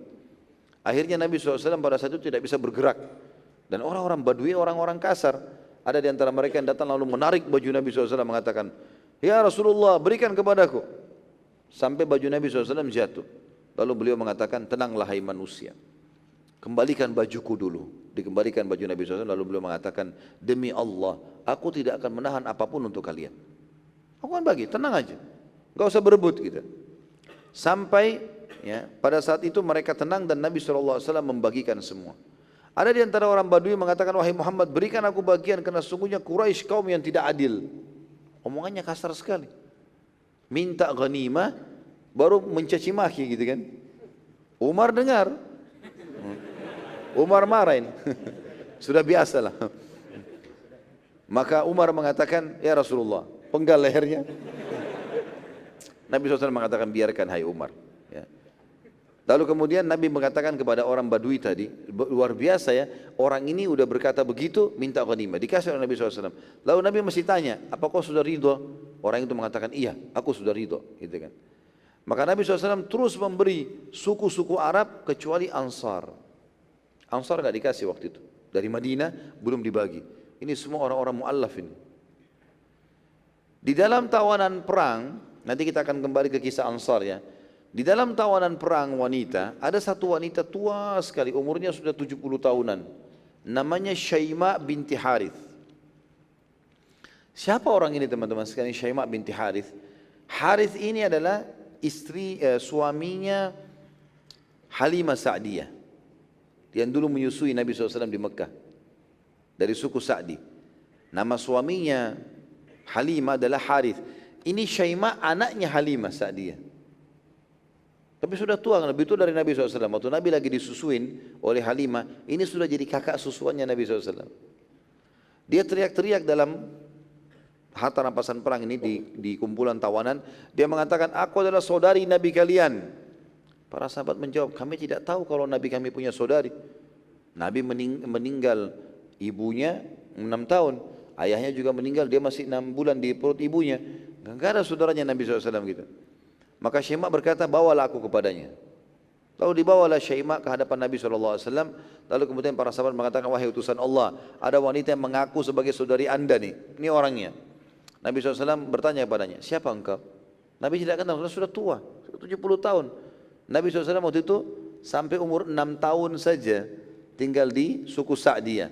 Selebihnya sudah tinggal di Mekah gitu kan. Dan kemudian hijrah ke Madinah. Maka Syaima berkata, aku Syaima binti Harith As-Sa'di. Aku adalah anaknya Halimah As-Sa'diyah. Nabi SAW berkata, apakah ada tanda kalau engkau adalah saudari susuanku? Ada sesuatu yang kau tahu? Kisah apa yang kau ingat? Maka kata Syaima, di pundakku terdapat tanda bekas gigitanmu dulu. Itu yang aku ingat. Dulu pernah kau gigit pundakku, gitu kan? Maka Nabi SAW menjawab, engkau benar. Maka Nabi SAW pun memerintahkan agar Syaima dibebaskan. Bahkan sempat Nabi SAW tawarkan agar Syaima ikut ke Madinah, tapi dia lebih memilih untuk tinggal bersama kaumnya di kota Taif. Termasuk dalam tawanan perang adalah Suraka bin Malik al-Jush'umi. Masih ingat kita Suraka ini? Suraka ini waktu Nabi SAW mau hijrah ke Madinah dengan Abu Bakar, dia sempat mengejar. Gitu kan? Kemudian kaki untanya tenggelam. Gitu kan? Kemudian dia sampai 3 kali.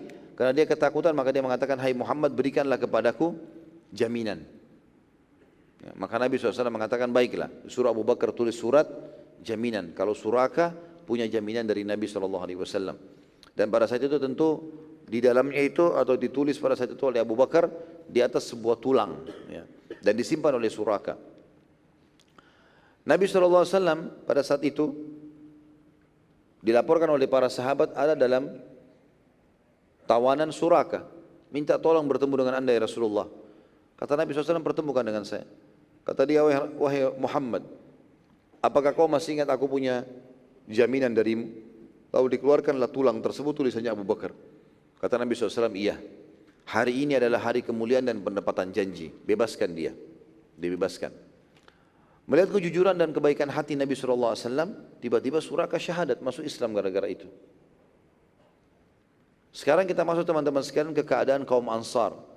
Orang-orang Ansar di depan mata mereka, mereka yang tadinya menyambut Nabi SAW hijrah dari Mekah ke Madinah dalam kondisi di Mekah ditolak, diusir, kan gitu. Maka mereka terpukul, kok bisa? Bahkan mereka yang membawakan pasukan inti yang menembus Mekah. Sekarang di Hunain pun mereka juga pasukan inti. Kok semua orang dapat ghanimah kecuali Ansar ini? Sebagian di antara mereka satu sama yang lain orang Ansar ini saling bicara. Kenapa ya Rasulullah melupakan kita? Apakah karena Rasulullah SAW sudah bertemu dengan kaumnya? Sudah ke Mekah, ketemu kaumnya, sudah menang membebaskan kotanya sampai lupa sama kita. Maksudnya kita lebih dulu diperhatikan. Pimpinan orang Ansar itu salah satu namanya Sa'ad bin Ubadah radhiyallahu anhu mendatangi Nabi SAW dan mengatakan, wahai utusan Allah, sesungguhnya Ansar memiliki beban pada jiwa mereka terhadap keputusan anda ini. Kata Nabi SAW, kenapa?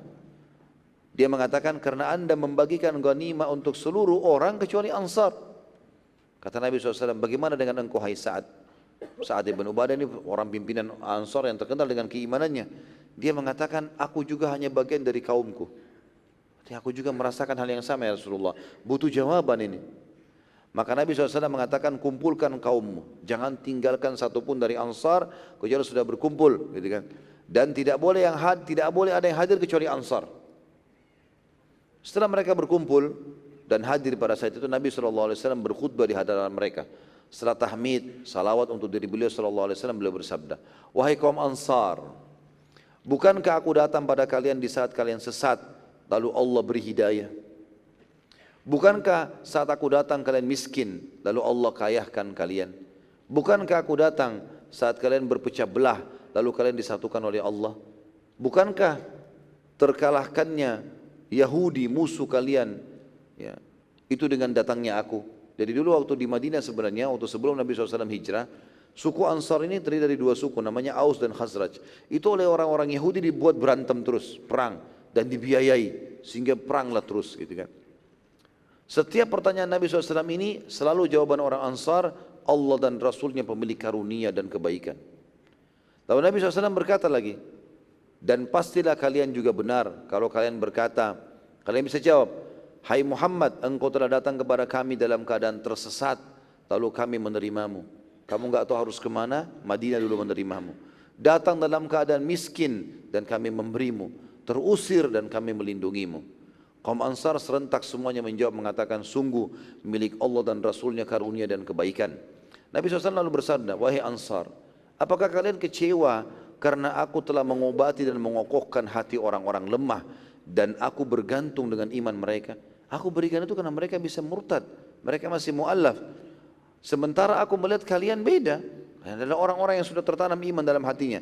Bagaimana pendapat kalian wahai Ansar? Sementara manusia membawa unta dan kambing dan kalian membawa pulang Rasulullah sallallahu alaihi wasallam. Maka serentak seluruh Ansar waktu itu menutup wajah-wajah mereka sambil menangis dan berkata, kami telah ridho dengan Allah dan Rasulnya, kami telah ridho dengan Allah dan Rasulnya. Mereka terus menangis sampai akhirnya suara mereka terdengar ke seluruh penjuru lokasi pada saat itu.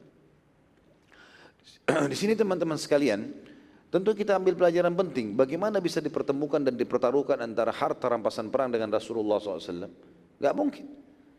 Maka pada saat itu pun Nabi SAW berdoa kepada Allah dan berkata, ya Allah, kasihanilah Ansar dan anak-anak Ansar, juga cucu-cucu Ansar. Dalam riwayat lain dikatakan, ya Allah, berkahilah, rahmatilah Ansar dan keturunan Ansar dan anak-anak Ansar dan keturunan-keturunan Ansar. Ya Allah, musuhilah semua yang memusuhi Ansar dan kasihanilah semua yang mengasihani Ansar. Maka seluruh Ansar pada saat itu berdoa dengan doa, bergembira dengan doa Nabi SAW, dan akhirnya mereka mengambil atau menerima keputusan itu.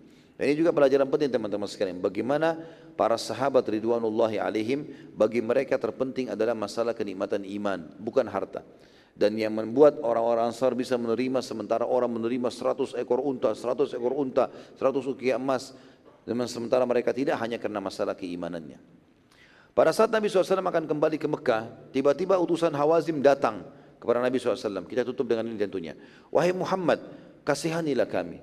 Setelah Nabi SAW bagi-bagi harta rampasan perang semuanya, wanita-wanitanya, anak-anaknya, hartanya semua sudah dibagi, gitu kan. Maka baru datang utusan kota Taif, Hawazim ini, baru keluar dari benteng setelah Nabi tunggu 10 hari. Dia mengatakan, wahai Muhammad, kasihanilah kami. Apalagi nikmatnya hidup setelah seluruh wanita dan anak-anak tidak lagi bersama dengan kami. Mereka rupanya selama 10 hari semuanya laki-laki di benteng itu merasa sedih. Bagaimana tidak ada lagi istri dan tidak anak, tidak ada lagi wanita, tidak ada lagi anak-anak, hilang semuanya. Dibawa pulang oleh orang-orang karena jadi rampasan perang. Maka Nabi SAW mengatakan, demi Allah aku tidak menunggu selama waktu ini semua 10 hari kecuali berharap kalian datang dan memohon serta masuk Islam gitu. Sekarang semua sudah di tangan orang-orang, gak mungkin aku ambil kembali. Lalu utusan Hawazim mengatakan, tolonglah hai Muhammad, lakukan sesuatu. Kata Nabi SAW pada saat itu, bertanya kepada mereka, mana yang kalian lebih sukai, keluarga kalian atau harta kalian? Pilih salah satunya, istri anak atau harta. Maka mereka mengatakan, tentu kami tidak akan mendahulukan sesuatu dari nasab kami. Artinya pasti keluarga kami dahulukan. Maka Nabi SAW mengatakan, bila sudah nanti aku akan kumpulkan manusia. Bila aku sudah kumpulkan manusia, aku akan berikan kalian kesempatan untuk menyampaikan hajat kalian. Dan sampaikanlah hajat kalian. Saat muslimin dikumpulkan oleh Nabi SAW, semua disuruh kumpul. Sementara mereka sudah punya harta rampasan perang. Maka Nabi SAW memerintahkan agar seluruh pasukan pada saat itu mendengarkan keluhan suku Hawazim. Mulailah pimpinan mereka Hawazim berkata, wahai sekalian manusia, kasihanilah kami. Sungguh nasab kami telah terputus atau akan terputus, maka kembalikanlah keluarga kami kepada kami. Nabi SAW waktu dengar itu, sebelum sahabat menjawab, beliau berdiri. Lalu Nabi SAW mengatakan, kalau harta, maka kami tidak akan kembalikan. Tetapi wanita dan anak-anak yang ada di bawah naunganku, yang aku sudah miliki sekarang dibagi bagianku, maka ambillah untuk kalian semua. Karena kan tadi Nabi sudah bilang, kalau seluruh harta juga ditarik susah. Kalau emas, perak, unta sudah nggak bisa lagi diambil. Maka aku kembalikan yang di bawah naunganku. Mendengar pernyataan Nabi SAW, maka serentak kaum muhajirin berdiri dan berkata, siapapun di bawah naungan kami, milik kalian. Demi kemuliaan Rasulullah SAW. Dan perlu juga kita garis bawahi ya, orang-orang Ansar tadi, yang mereka tidak dapat ghanimah itu adalah maksudnya harta ya, unta, emas, perak. Tapi tawanan dapat, perempuan dan anak-anak dibagiin gitu loh, dari tawanan mereka. Maka orang Ansar pun berdiri, ya, padahal mereka tidak dapat harta tadi. Mereka mengatakan semua yang di tangan kami milik kalian demi kemuliaan Rasulullah SAW. Tinggal ada beberapa orang ini. Yang pertama Uyainah bin Muhsin berdiri mengatakan, semua orang bilang ini milik kalian kecuali dia. Dia mengatakan, kalau yang di tanganku bukan punya kalian, ini punya saya, tidak mau, nggak boleh dikembalikan. Kemudian berdiri juga seseorang namanya Abbas bin Mirdas, kepala sukunya Sulaim. Dia berdiri mengatakan, siapapun di bawah naunganku tidak akan aku kembalikan. Abbas bin Mirdas ini, kepala suku Sulaim, kaget waktu dia bilang, semua di bawah naunganku, perempuan dan wanita dan anak-anak tidak aku akan kasih. Ini harta rampasan perangku. Dia kaget waktu sukunya Sulaim malah berdiri. Serentak 1000 orang. Ya. Ada beberapa jadi korban, kurang lebih 900 sekian orang berdiri semua. Lalu mengatakan, siapapun yang dibawa naungan kami adalah milik kalian. Demi kemuliaan Rasulullah Sallallahu Alaihi Wasallam. Abbas ini lalu kaget, dia mengatakan kepada sukunya, sungguh kalian telah mempermalukanku. Aku bertahan supaya tetap dari rampasan perang, kenapa kalian kasih kembali? Ya. Lalu mereka mengatakan, hai Abbas, ini adalah Rasulullah, jangan kita tolak. Sudahlah kasih aja, kan ada uang, ada emas, ada perak, ada unta. Untuk apa kita rebut wanita dan anak-anaknya orang? Lalu Nabi SAW datangi Uyainah, karena tinggal Uyainah di sini. Ya. Abbas hanya mengatakan baiklah, saya bebaskan juga. Jadi tinggal Uyainah sendiri. Kata Nabi SAW, Nabi nego dengan dia nih. Ya. Hai Uyainah, bebaskanlah. Ya. Lalu kemudian Uyainah mengatakan, wahai utusan Allah, sudah jadi milik saya. Ini milik kami. Waktu itu kebetulan Nabi SAW dekatkan Abbas sama Uyainah. Abbas waktu itu juga belum bebasin. Dia nanti akan bebasin. Nabi SAW nego dengan keduanya. Nabi mengatakan, bebaskanlah. Kata mereka berdua, utusan Allah, ini sudah milik kami, kenapa harus dibebasin? Ini masih mu'allaf, masih lebih cinta harta gitu. Maka Nabi SAW mengatakan, aku akan gantikan kalian, asal bebaskan saja. Ganti dengan apa saja yang kalian mau, saya gantikan. Uyainah, uniknya dia nego dengan Nabi. Dia bilang berapa? Padahal ini dapat tanpa peperangan gitu ya. Kata Nabi SAW, setiap satu jiwa 4 ekor unta. Berapa orang di bawah naungan kamu? 10 perempuan, 10 anak-anak, baik. Saya bayar setiap orang 4 ekor unta. Maka Uyainah bilang mengatakan baik, saya setuju. Terima itu. Kembalikan semua wanita dan anak-anaknya Hawazim. Demikian pula dengan Abbas. Ya.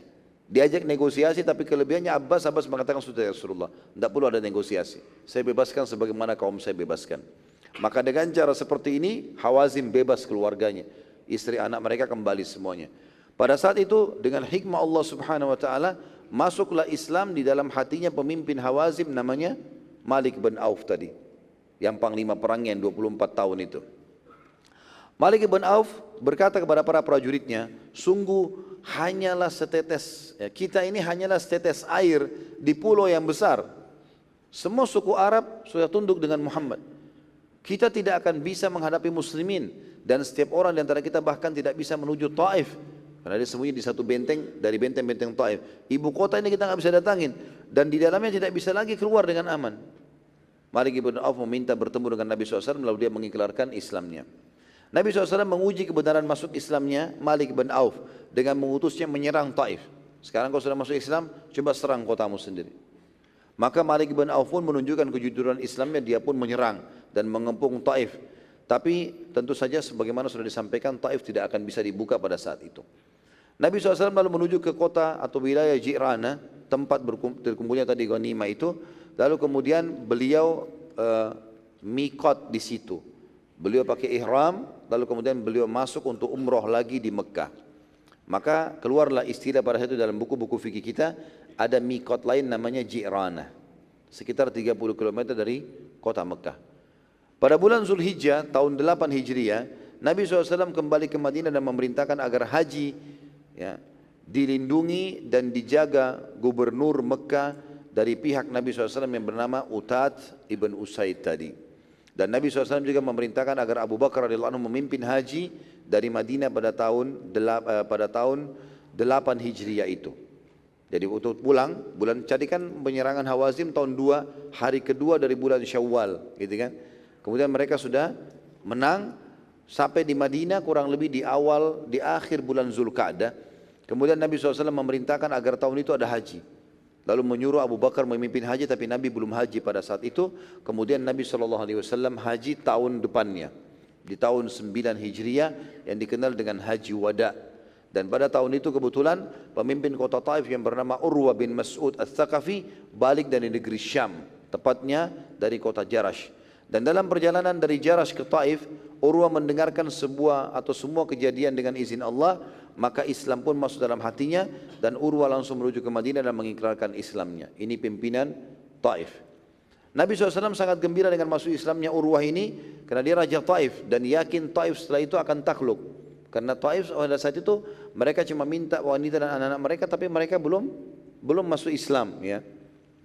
Urwah lalu kemudian belajar banyak tentang Islam dan kemudian pulang dan berkata, ya Rasulullah, izinkan aku mendakwahi kaumku. Kata Nabi SAW, tapi mereka akan membunuhmu nanti. Kata Urwa, wahai utusan Allah, ini kewajibanku, aku harus mendakwahi mereka. Maka Nabi SAW mengatakan, baiklah, tapi hati-hati, mereka akan bisa membunuhmu. Tapi kalau kamu terbunuh, maka mati syahid.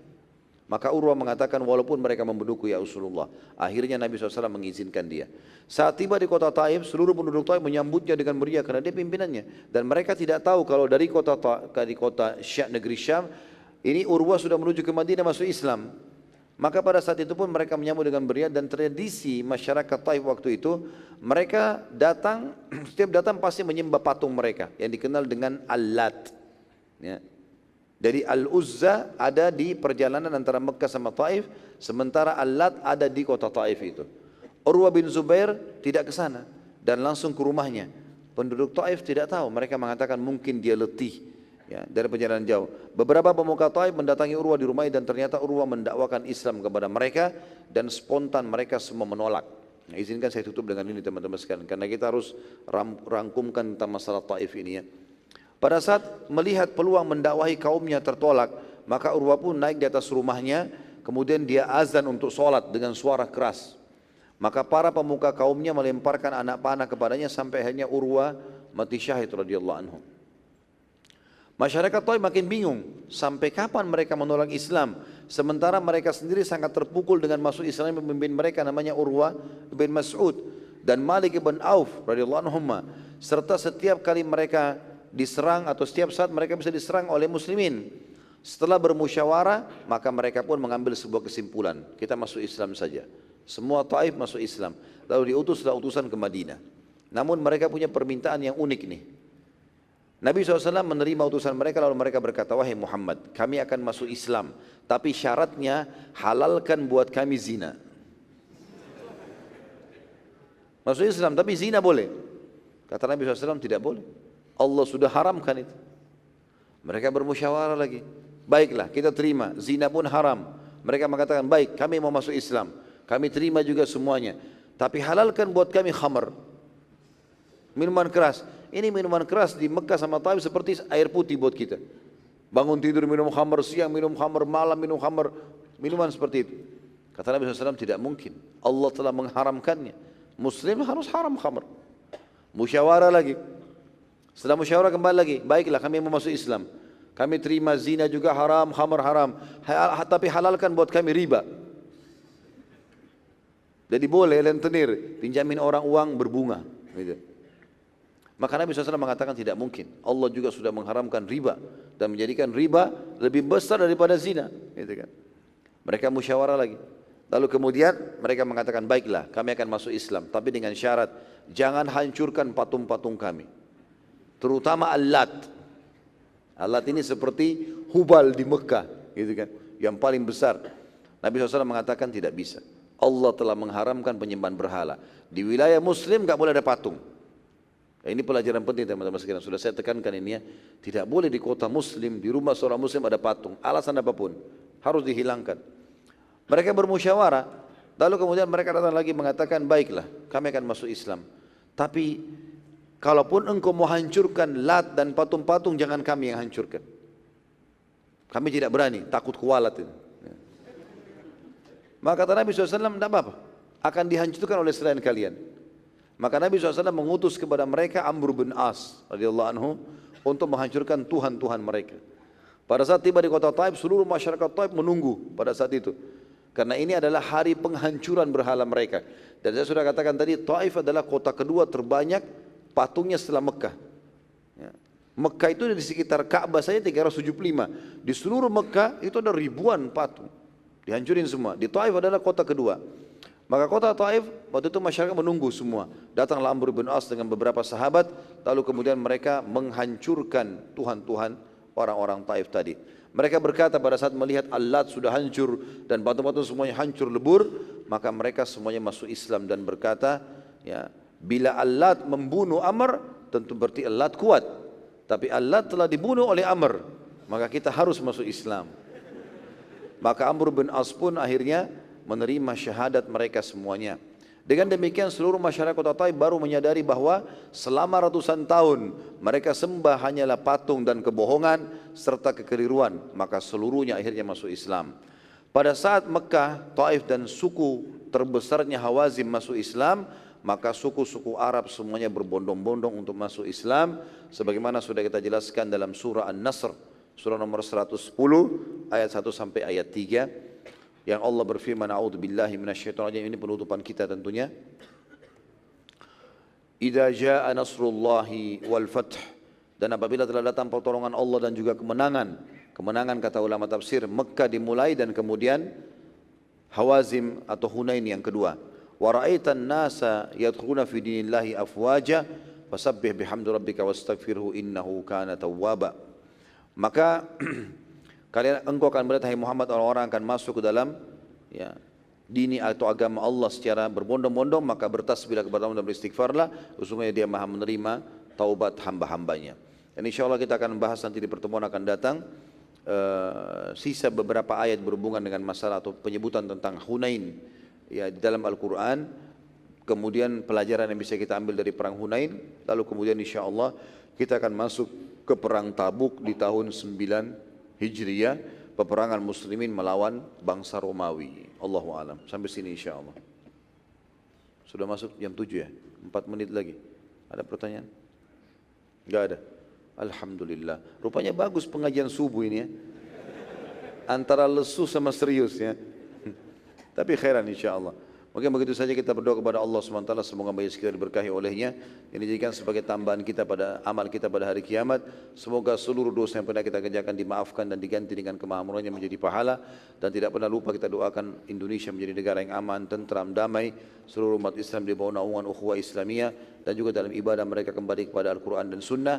Dan siapapun yang menginginkan keburukan bagi Indonesia, bagi seluruh wilayah Islam tidak terkecuali bagi Islam dan Muslimin, dikembalikan anti budaya mereka kepada diri mereka sendiri. Wassallallahu ala nabiyina Muhammadin walhamdulillahi rabbil alamin. Subhanakallahumma bihamdika asyhadu an la ilaha illa anta astaghfiruka wa atubu ilaik. Wassalamualaikum warahmatullahi wabarakatuh.